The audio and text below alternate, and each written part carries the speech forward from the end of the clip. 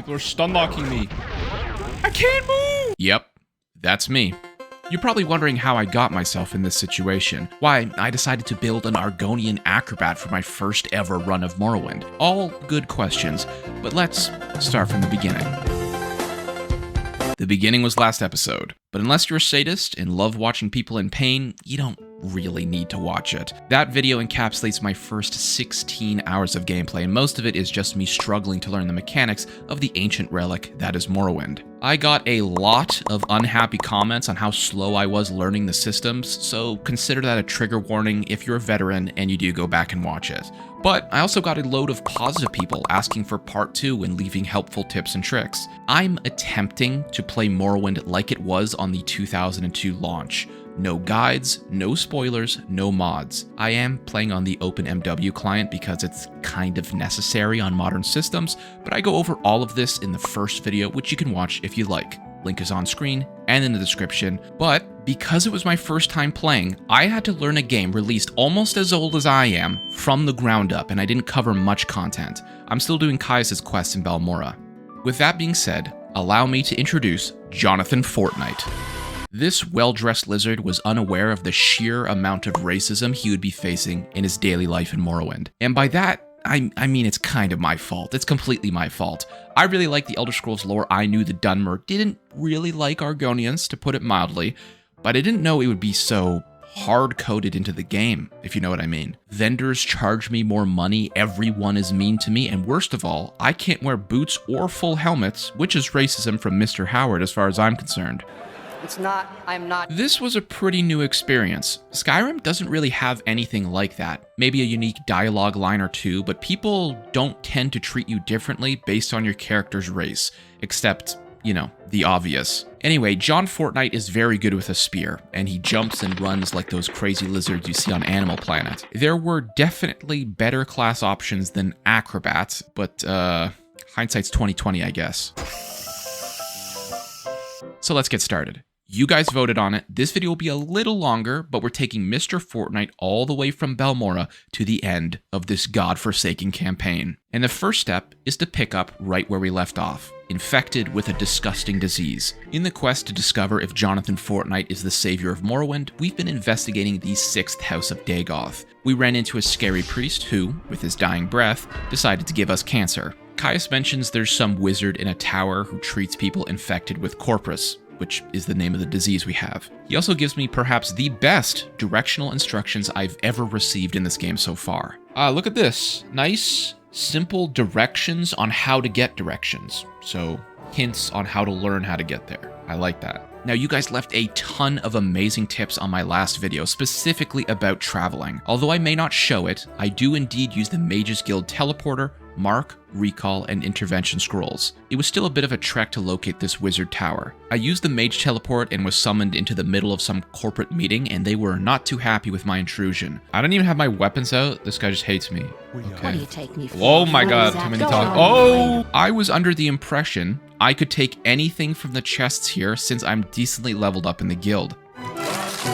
What are we talking about? I thought I had it! But they just started curb stomping me. Anyway, that didn't end great, so I had to reload the save all the way from the start and try again. Okay. I was also under the impression Argonians would swim faster than other races. They tend to in other Elder Scrolls games, but I don't think increased swim speed's a racial bonus in Morrowind, which is unfortunate given how much water there is surrounding the tower. I generally try and do any dungeon I come across in my travels, so I did some of those on the way.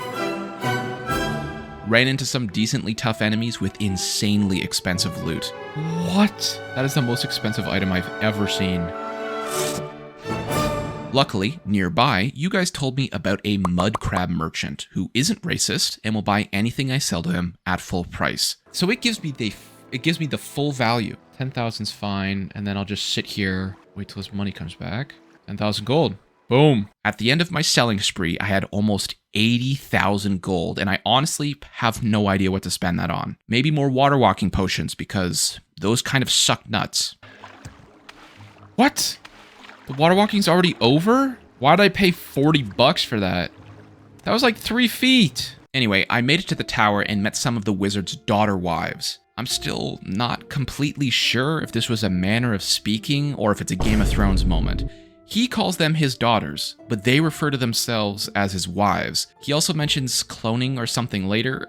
Anyway, the incestuous wizard says he'll help me with my sickness if I get some boots from his corpusarium, essentially a quarantine to keep those infected with the disease I have. I wander in while avoiding some of the corpus zombies. All my years of Black Ops zombies has prepared me for moving around zombies, before encountering this interesting gentleman.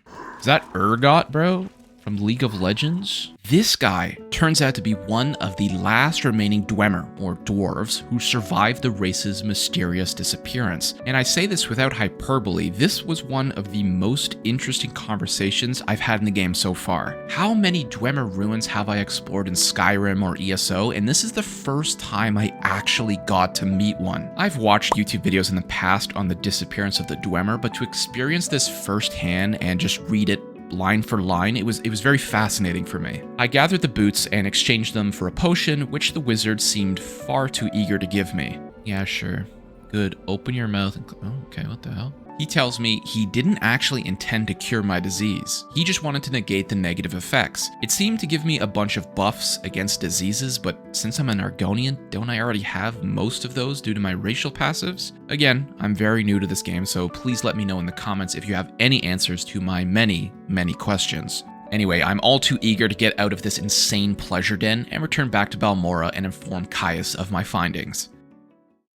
Caius, my one and only friend who has never been outright racist to me, is leaving. He's being recalled back to the Imperial City and has promoted me to his previous position as operative of the Blades. His final message to me is to continue looking into the 6th House and Dagoth Ur. He's heard whispers that an agent has potentially been captured in Vivec City, and if we free her, she'll lead us to the Lost Prophecies to learn more about this conspiracy. We say our goodbyes and part ways.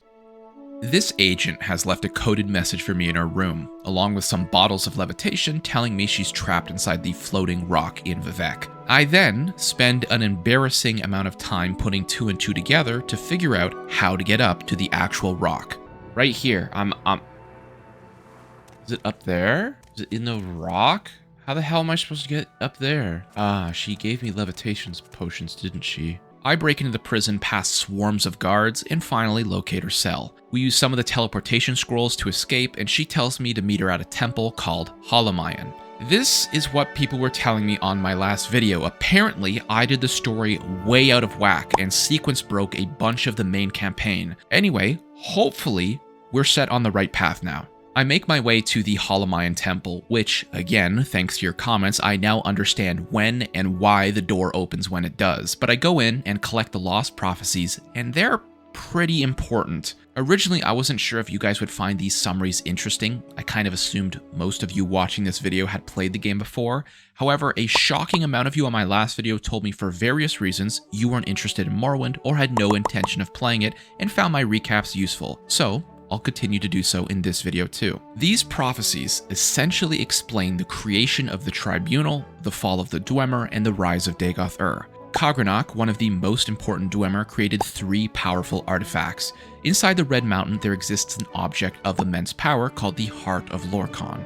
Khagranach wanted to use his 3 artifacts to tap into the heart and achieve immortality for the dwarves. Of course, this didn't turn out super great and actually resulted in the vanishing of the entire race. Dagoth Ur found the heart and used the tools to gain immense power. Nerevar and the Tribunal fought against Dagoth to recover the 3 tools and swore to never use them. That promise didn't last very long, because once the Nerevar died, Vivec, Almalexia, and Sothasil gave in to temptation and used the tools to essentially ascend themselves to godhood. Little did they know, Dagoth Ur was not dead, and it enabled him to draw power from the heart directly, weakening the powers of the Tribunal. Again, that's the quick and dirty summary, but it's kind of the plot of the entire game, so it felt necessary to recap for those who are never going to play Morrowind. I headed back to the Urshalaku camp where the questline previously stonewalled me and wouldn't let me proceed. Oh, thank God. I thought my game was broken, but you guys said on my last episode I just did the story way out of whack, and you were 100% right. I was able to proceed with the 7 trials needed to prove myself as the Nerevarine. Let's throw up a checklist. The wise woman told me I already fulfilled the first and second trial simply for being born on a certain day and being able to survive the corpus disease. The third trial required me to go to a stronghold overtaken by the 6th house, which of course the old man didn't give me any directions to. Didn't mark it on my map?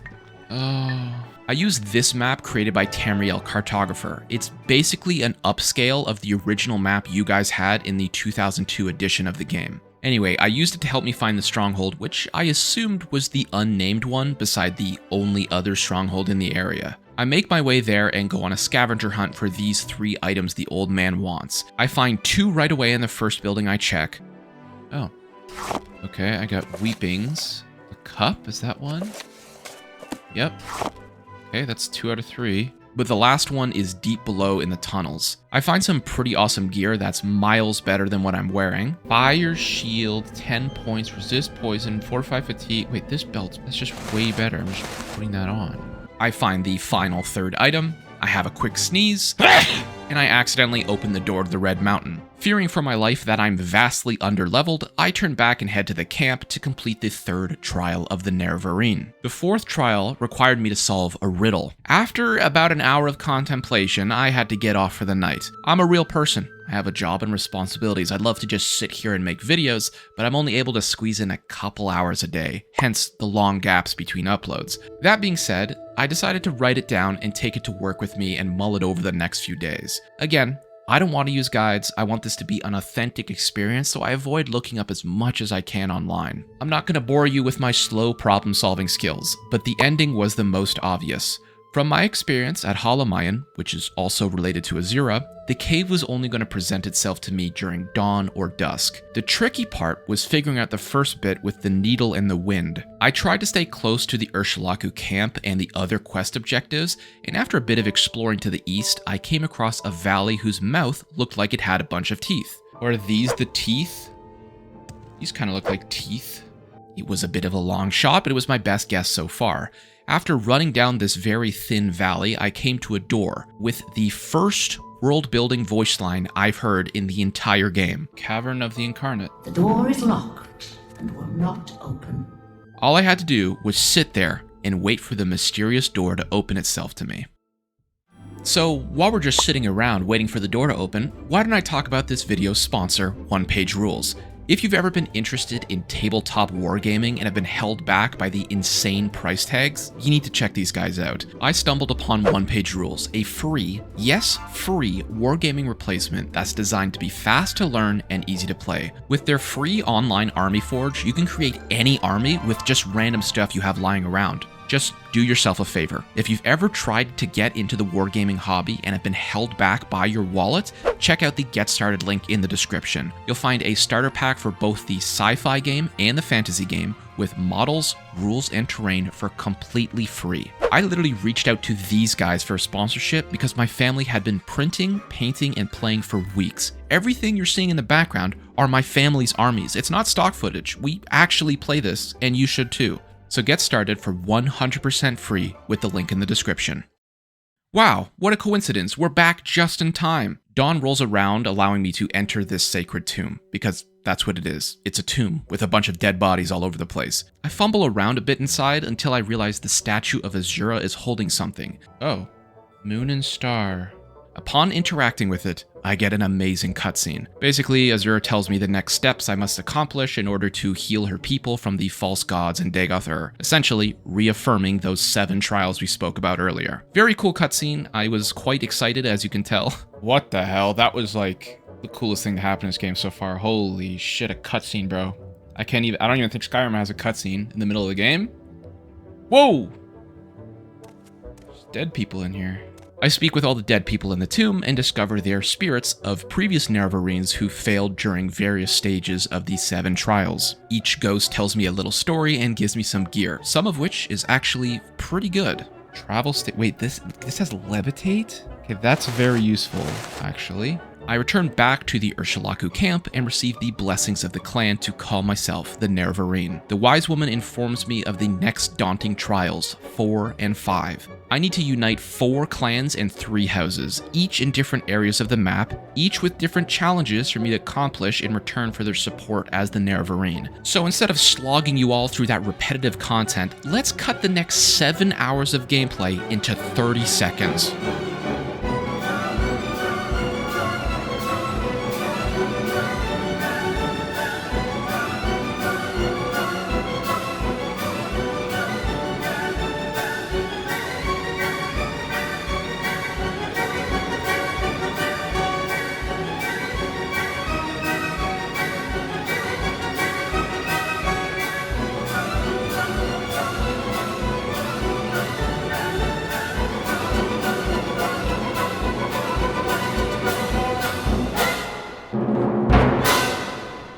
There it is. Took roughly 7 hours to do over the course of multiple days, but it is done. Oh my god.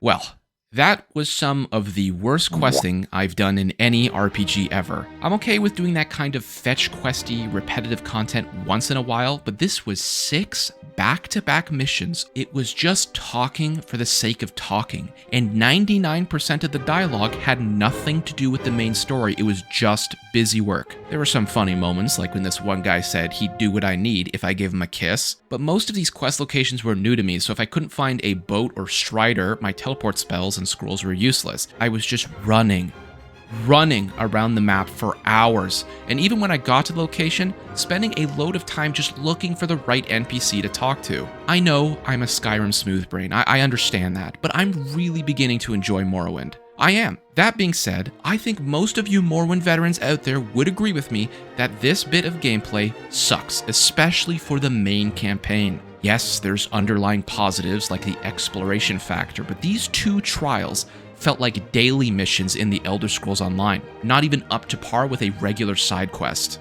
Anyway, I was very happy to have finished with the 4th and 5th trial and returned back to the Ursulaku Wise Woman to advance to the 6th. Before I do any of that, I was feeling a bit underpowered during the last few trials. My attacks were just not doing as much damage as I'd like, and I decided with my modest purse of 290,000 drakes to do some training. Keep in mind, I was spamming the mud crab merchant every couple of hours and accumulated quite a bit of wealth. I'd been keeping track on a notepad whenever I came across trainers with my skills during the adventure. It was my impression that only major skills contributed to a level up, but you guys told me on my last video minor skills do that too.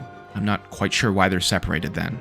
Unfortunately, I then discovered some trainers can't train you after certain levels, so this huge list I made only had about 20% functional trainers at my current power level. By the way, are there like 0 spear trainers? I only found 1 in this entire playthrough in Balmora, and he's too weak to train me. Anyway, after spending about half of my cash, I was now level 40 and ready to take on bigger and better challenges. And for the challenge to test it all, I had my eyes set on the Red Mountain. The 6th trial was simple. Collect all of Cogranok's tools. Remember, I told you these would be pretty important. The first tool, Wraithguard, is to be collected from Vivek himself. There he is, the man himself, Mr. Vivek. He basically tells me he's going to tell everyone I'm the Nerevarine, and that everyone should praise me because Dagoth Ur's situation is getting a little bit out of hand. The Tribunal doesn't quite have the power to stop him anymore as Dagoth Ur draws more and more of their power away, and it's my job to put an end to him. This guy's basically been my enemy the entire game, and now that it's convenient, I'm his ally. Wraithguard is a pretty cool artifact, but it kept doing a stupid particle effect, so I removed it. Okay, I don't want this item if it's going to give me seizures, like, constantly. I don't like these. I don't like this. I'm taking it off. The other 2 tools are found in separate ruins surrounding the Red Mountain, and since I couldn't find any fast travel there, it was time for a walk. The first ruin was right past the front gates, and I'm just going to say that the levitation pants I previously collected from that dead lady were a lifesaver in this area. Levitation is so convenient. Anyway, the second of Cogranok's tools was immediately on my right-hand side and took less than 40 seconds to collect from the first ruin. I mean, that was pretty easy. This took me, what, like 3 seconds to find this one. The last tool was a bit harder to find since I spent 30 minutes looking on shelves and rooms for it, just like the last one, but it turned out it was on some dude's body and not displayed in a secret room, and I just had to kill him. Bit of wasted time there, but I was so close to the end I could taste it. Finally, we roll up to the Bad Boys Dwemer ruin. I recognized the door from one of the first ruins you explore near Balmora, and I knew I needed a switch to open it. Luckily, it didn't take me as long as last time, but it was still a bit longer than I care to admit. As we enter this molten ruin, I am graced with what is the first bit of voice acting that isn't a random person yelling to me on the street. Come, Nerevar, friend or traitor, come. Holy shit, voice acting. It's too good to be true. It was literally music to my ears. Dagoth keeps talking to me as I make my way closer to him, and for me this was exponentially more immersive than anything else I'd done so far. I missed it so much. We hack and slash our way through his minions and make our way to the Heart Chamber, where he stands flexing on me with all his glory. Why is he laughing like that? I begin a dialogue with him and am immediately disappointed that none of it is voice acted. Really? They didn't want to voice act this bit, just the ambient voice lines? Regardless, I go through all the dialogue options to make sure I soak in every bit of information before this epic climax. He asked me if I would have joined him if he asked, which I thought was a somewhat interesting question. I don't think Dagoth is evil himself, you know? It's not really his fault he went nuts. Like, is he building a Pacific Rim robot in his basement to take over Vardenfell and force his will upon people? Yeah. Ultimately, he was screwed over by his friend Nerevar and the Tribunal, who then went on to steal the same power he did because they were also tempted by it. He just happened to go insane. I don't know. I feel like he's a victim of circumstance. It's not entirely his fault. Anyway, we shoot the shit a bit, chew the fat. He asks me some questions, I ask him some questions, just like we're old pals, you know? But I have a job to do. Nothing personal, Dagoth. It's just business. All right, man. I got no more questions. Throw him up. To you goes the first blow. You said I had the first blow. We duke it out, and I'm immediately shocked by how fast he went down. Wow, that can't have been the fight, right? Surely not. His minions out there were tougher than that. I open the door to the next room, and there he is. I knock him off the ledge and try and figure out where he went and see him comedically running up the far hill. He's trekking back, he's running up that hill like a trooper. This is where the fight starts to go downhill, and not the way you may think. He starts bugging out. A lot. What's going on over there, bud? He won't hit me, he won't move, he just gets stuck. I figure out the Heart of Lorkhan is the thing making him invincible, but I'm not sure how to destroy it. Since he's stuck and not hitting me, I explore around and try and find any pieces of the puzzle I may be missing. It's at this point he falls into the pit. What happened to Mr. Dagoth? Looks like he's having a swim. It takes my Skyrim brain a few minutes to put the pieces together, literally the 3 artifacts that were meant to be used on the heart. Oh, what if I have to use the special stuff? Like, what if I have to use, Kagranak's tools? Maybe that's the solution. So I start beating the bricks off it. But since I can't actually see Dagoth, I don't know if there's something else I have to do. The Heart of Lorkhan has a ghost hitbox with a health pool programmed into the game, so I just start beating that thing like there's no tomorrow. It doesn't really do anything. I look around for Dagoth, he's nowhere to be seen, so I guess I won? Is that it? I mean, surely that can't be the end, right? Like, I know I was in a bit of a unique situation with him jumping in the lava and me basically not fighting him at all, but that can't be the finale, right? It wasn't the complete end, I suppose. There was an Azura jump scare right as I left the cave with a little cinematic basically confirming I had fulfilled my destiny. It said she left me a ring, but just look at this. How am I supposed to know there was a ring there? Oh my god, there it is. Okay, now tell me how, from this angle, I was supposed to see that ring. It's right here. I go back to Vivek to check in on the big man. He doesn't really say much, but has some interesting dialogue about how the Tribunal are beginning to lose their power now that the heart has been destroyed, and he's not really sure what kind of problems that may cause for the future. If I was a betting man, which I am, casinos are my home away from home, I'd guess this is probably teasing one of the DLCs. But that was it. That was the end of Jonathan Fortnight's journey to become the Nerevarine and the savior of Morrowind. at least for now. So, what did I think about playing a game just as old as I am for the first time? These videos take me a month to make, easy. I'm not a kid anymore. I can't sit down and play games for 8 hours a day, so it's possible some of that value was missed on me having to split up my playtime over the course of weeks. That being said, I already know I want to do another playthrough. I made so many mistakes with my build, my race, my weapon of choice, you name it, but it is part of the learning process, right? And this game was fun to learn, even as a young person like myself. I enjoy a challenge, I don't enjoy a cakewalk. This was a new experience for me, and I did enjoy it with hindsight. Now, I say with hindsight because there were absolutely moments in this game where I wanted to jump into the Red Mountain.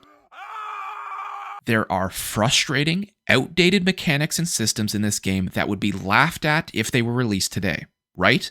Chirp me all you want about my Skyrim brain not being able to solve puzzles like you guys could back in the day, but I don't know how some of you call this combat peak with a straight face. I grew up on games where combat was not an afterthought.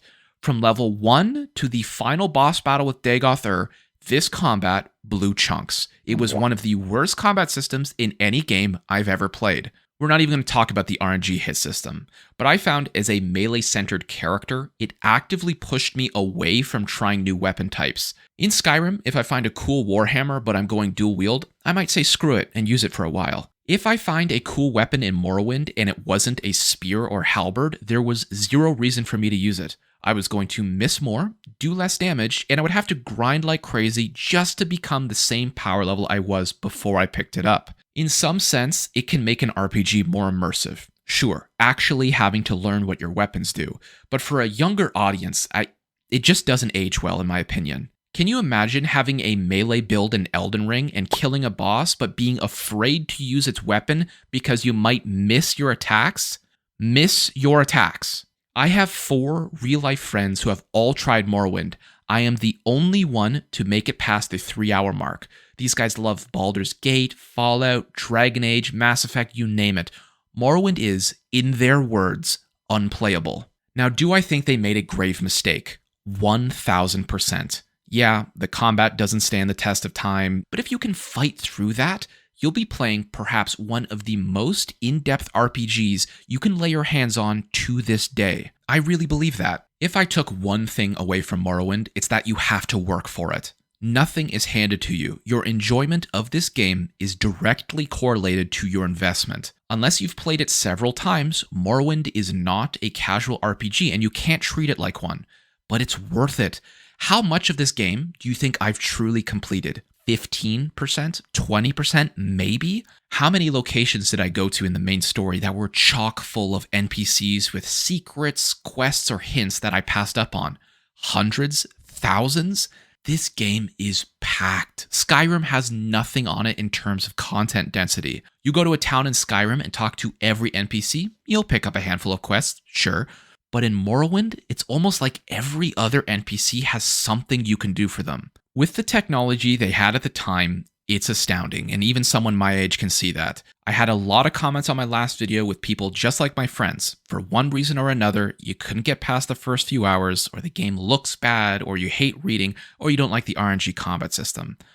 All valid arguments, but I still think it's worth a try. I played without any online guides and I turned out alright. If you're hesitant, maybe try it with a walkthrough or a guide, just something to dip your toes in. I'm probably preaching to the choir here. Most of you that are watching are likely here because this is one of your favorite games, and although it may not be my GOAT, for the first time in my life, I understand why people say Morrowind is the best RPG ever released. I used to just chalk that up to dementia because, you guys are old.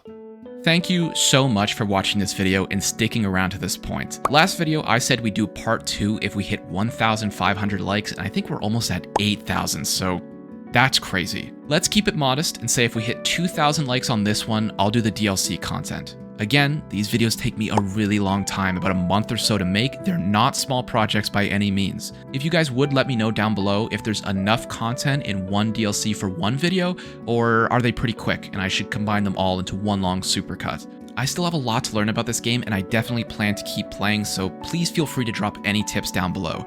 The tips you left on the last video saved my skin more than once. Of course, obligatory shout out to my members. You guys are the best. Thank you so much for your completely unnecessary but much appreciated support. Thank you all once again for watching my videos, and I hope to see you in the next one.